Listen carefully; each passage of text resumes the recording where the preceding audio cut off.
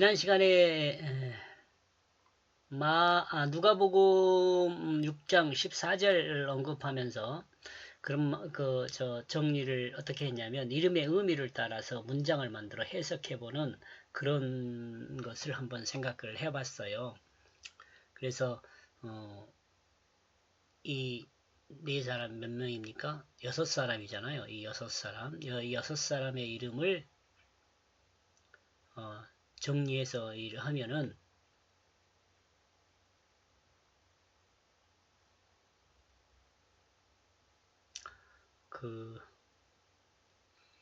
하나님 말씀을 마음에 새기고 저희 올라가서 봅시다.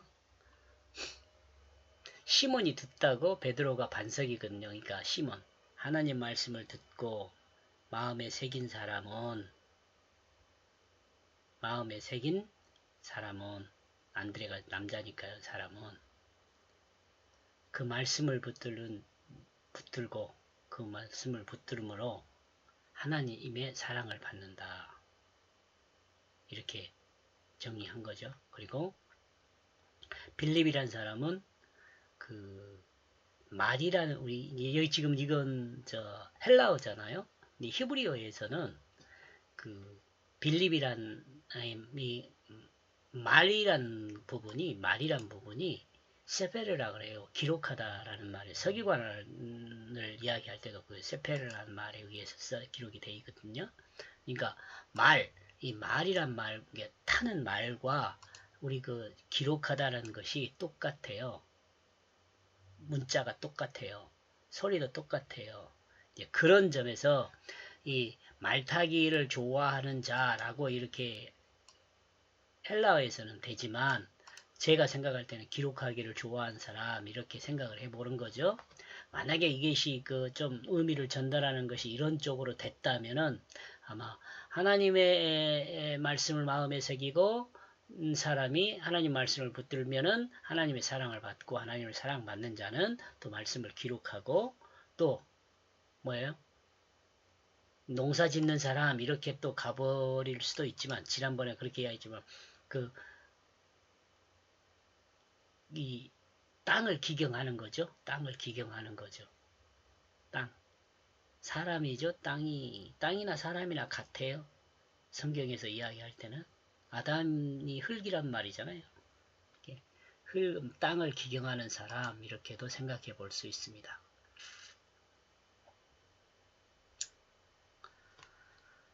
그리고요 15절부터 이제 19절까지 보겠는데요. 마태 그리고 도마 그리고 알페오의 아들 야고보 그 다음에 시몬 그 다음에 셀롯이라 부르는 시몬 이 시몬이라는 사람은 셀롯이라고 부른다는 거죠. 지금 이것에 대해서 쭉 설명을 아마 할 겁니다. 마태가 어떻게 제자가 되었는지에 대해서는 이미 마가복음 2장 13절 15절에서 설명했습니다. 그리고 우리 지금 이 앞에 누가복음에서도 지금 마태에 대해서 배웠잖아요. 세리 자리에 앉아있는 마태에 대해서 배웠어요. 그죠? 그거 생각을 해보시고요.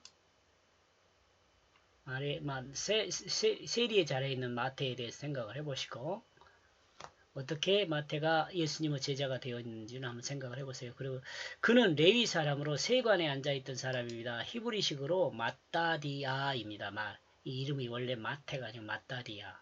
히브리식으로. 이는 여호와의 선물이라는 의미를 갖고 있습니다. 마따디아. 도마는 쌍둥이라는 의미를 가진 단어인데 단수로 취급하고 있는 점을 보면 쌍둥이 중 한 사람이라는 표현도 가능하지만 또한 새롭게 해석하면 완성된 한 쌍을 이루지 못한 의미를 가질 수 있습니다. 어쩌면 불완전한 인간의 모습을 그대로 표현하고 있다고 볼 수 있습니다. 이런 점에서인지는 모르지만 두 마음을 품은 자로 해석하는 사람도 있습니다. 이 쌍둥이란 말이 그 마음이 두 마음인 사람 있잖아요. 근데 사람이 사실은 다 두 마음, 바깥의 마음과 안의 마음이 각각인 사람이 있죠. 이런 점에서 여기는 지금 제가 이야기를 안 했는데 우리 신장 있잖아요. 신장이 둘이잖아요. 이 마음을 표현할 때 신장을 이란 단어를 쓰기도 해요. 비유로 신장.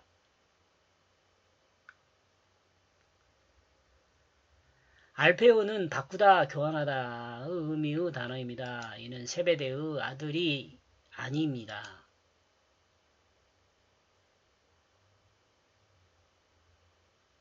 세베대의 아들이 아니죠. 그러므로 이는 하나님을 붙들지 않는 사람의 아들이라는 의미도 있을 수 있습니다. 다데오의 의미는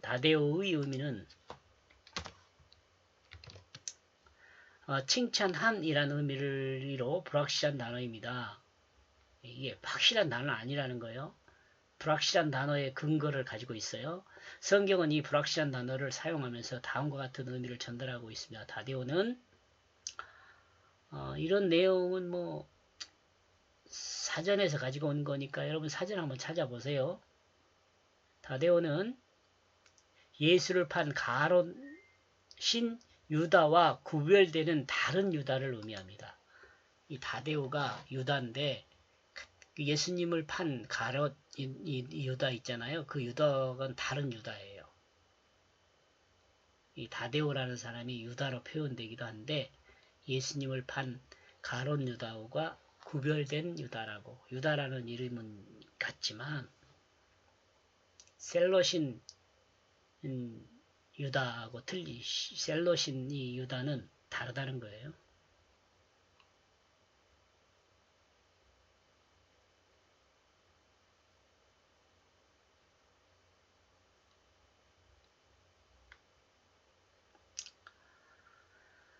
야고보의 아들 혹은 형제라고도 되어 있습니다.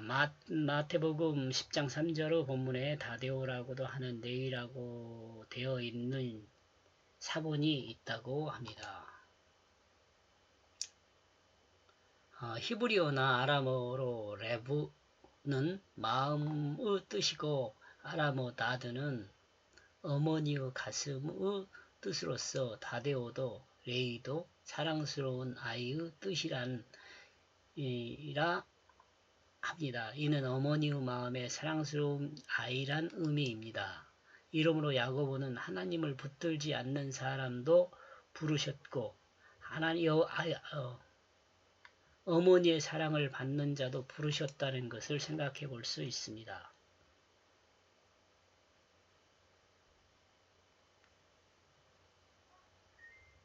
야고보, 시몬을 두고 지금 이야기를 하고 있는 것 같아요.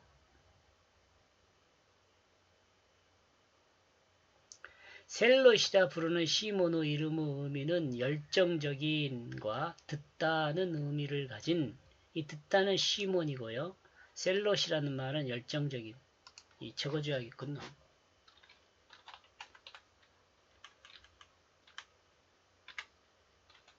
오우.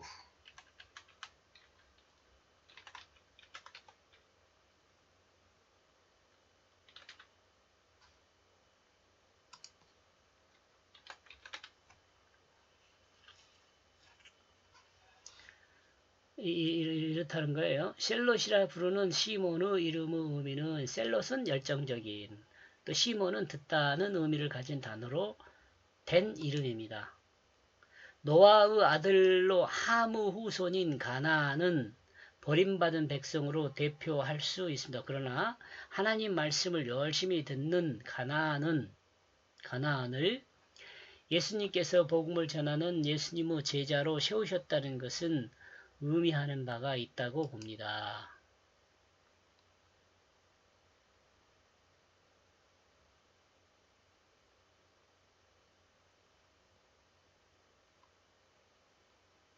가나안인 셀롯인 시몬.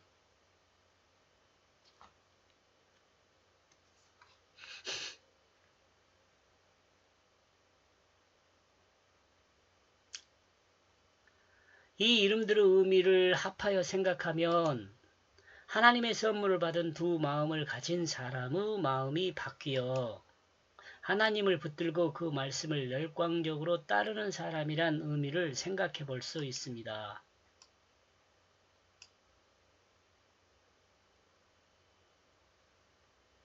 이해가 가요? 억지인 것 같지만 그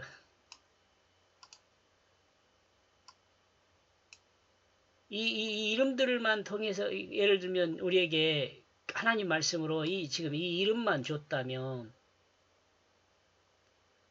그 헬라어를 잘 알고 있는 사람은 이런 의미들을 좀 추정해서 생각을 하겠지만 우리 같은 사람은 잘 모를 수 있잖아요. 그러니까 저 같은 경우는 한번 의미를 생각해 보자는 거죠. 의미를 생각해 보니까 이 의미를 하면 이런 의미들이 나오더라라고 지금 생각한 거예요. 하나님의 선물을 받은 두 마음을 가진 사람이 마음이 바뀌어 두 마음을 가진 사람의 마음이 바뀌어 하나님을 붙들고 그 말씀을 열광적으로 따르는 사람이란 의미를 생각해 볼 수 있습니다. 왜냐하면 이들이 누구예요? 예수님의 제자들이잖아요.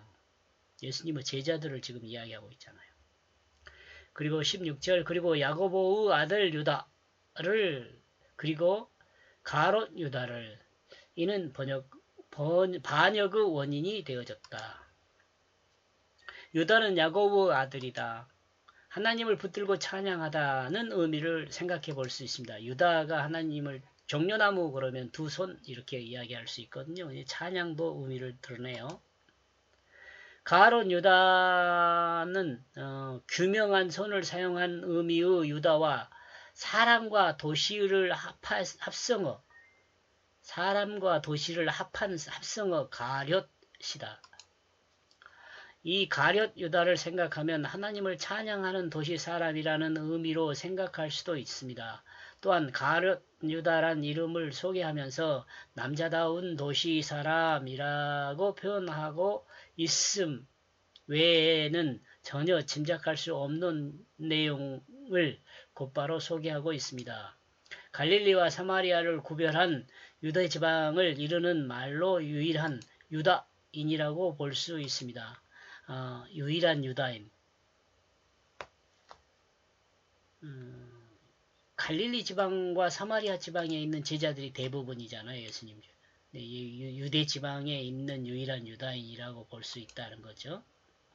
상징적으로 유대인이 예수를 팔았다는 것을 나타내주고 있기도 합니다. 그러나 이 이름 그대로라면 남자다운 도시 사람을 세웠다고 할 수 있습니다. 남자다운 도시 사람. 가롯 유다는 남자다운 도시 사람이란 말이에요. 누가복음에서 예수님의 제자들을 부르는 부분으로 나누어 설명하기보다는 연결어를 사용하여 그 이름과 별명을 나열하고 있습니다. 하나님 전체적으로 지금 내용을 한번 이렇게 만들어 본 거예요.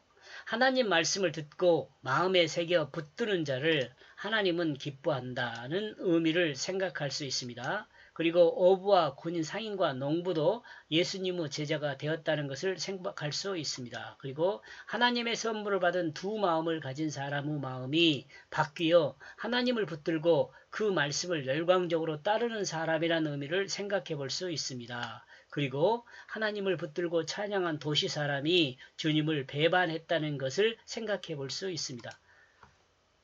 절절히 이렇게 나누어서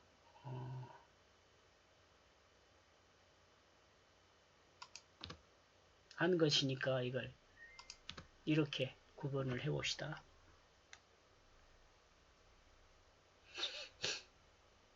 여기 14절 여기 14절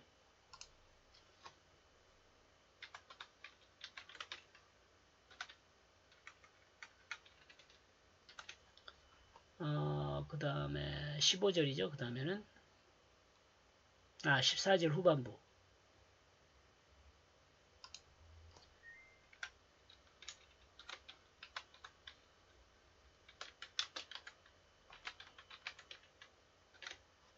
그 다음에 여기는 15절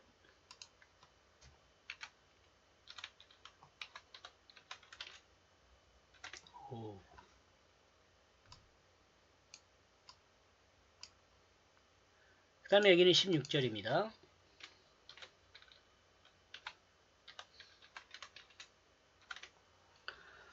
이렇게 정리를 해본 거죠.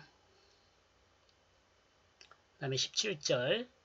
그리고 그는 그 자신들과 함께 내려왔다. 그리고 그는 평평한 장소 위에 서 있다. 그리고 그 자신의 제자들의 많은 무리가 그리고 모든 그 예루살렘과 유대로부터 많은 무리가 그리고 그 해안에 두로와 시돈의 이게 두로와 시돈으로부터 유대로부터 그 예루살렘으로부터 많은 무리가 지금 왔죠. 그래갖고 이제 평평한 곳에 지금 모여 있는 것을 우리가 그림으로 그려볼 수 있습니다. 눈으로. 예수님은 제자들과 함께 내려와 평지 위에 많은 사람들과 함께 서 있습니다. 이 많은 사람들은 예루살렘과 유대와 두로와 시돈으로부터 몰려온 사람들입니다. 18절. 이 사람들은 예수님의 말씀을 듣고 그 자신들의 질병을 치료받았습니다. 그리고 더러는 귀신을 쫓아내고 고난받는 문제를 바로잡았습니다. 이 사람들은 그 마태도 이런 영향을 받았고요. 이런 혜택을 받았죠. 혜택을 마태도. 다른 그 제자들도 이런 혜택을 받았을 수 있습니다. 그런데 기록이 안 돼 있으니까 모르겠죠.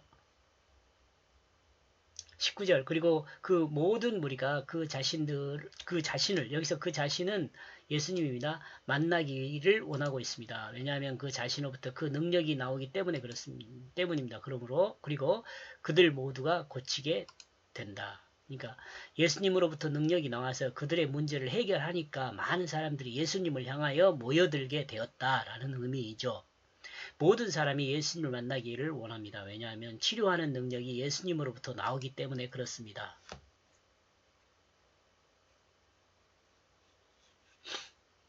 우리가 예수님을 기대하고 만나는 이유는 우리 몸을 치료를 받고 인생의 문제를 해결하고 이게 목적이 아니죠. 예수 믿는 사람의 삶의 목적은 이것도 한번 이야기하는 것 같은데요. 제가 신대원에서 맨 처음에 들어갔을 때 공부할 때 그 김원 교수님이 그 총장님은 아니었어요. 임시 총장님이었어요. 근데 그분이 우리에게 그런 질문을 한 거예요. 동계어학 강좌를 하는데 여러분 왜 예수를 믿습니까? 그렇게 물어보는 거예요. 여러분 왜 예수를 믿습니까? 지금 여러분 혹시 이것을 듣고 있는 여러분 왜 예수를 믿어요? 예, 신대원생이 입학한 사람들이니까 그래도 나름대로 성경도 알고 예수를 좀 제대로 믿어보려고 한 사람 아니에요. 그러니까 그분들이 대답할 때 뭐라고 천국 가기 위해서 예수 제대로 믿기 위해서 다른 사람들을 구원하는데 전도하기 위해서 이런 여러 가지 이야기들을 했어요. 근데 김의원 교수님이 그렇게 이야기하더라고요. 여러분의 대답이 틀린 것은 아니지만 김의원 교수님이 생각할 때 예수를 믿는 이유는 섬기기 위해서 믿는 것이다. 그렇게 이야기를 했어요. 제가 지금까지 생각해 보면은 아주 큰 단어예요. 이게 섬기기 위해서 믿는다라는 단어가 신학적인 용어로도 아주 큰 단어예요.